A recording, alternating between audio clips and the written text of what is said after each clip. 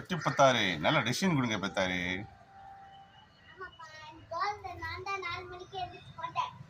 அப்படியா பத்தாரு? 4 மணிக்கு எழுந்துச்சிங்களா?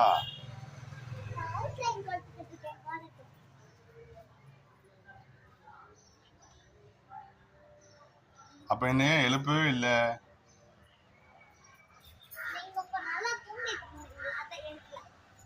சரி பத்தாரு.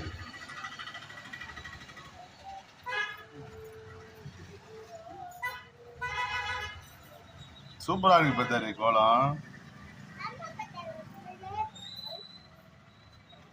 அருமை அருமை, அருமையான கோலம். இப்ப என்ன பண்றீங்க?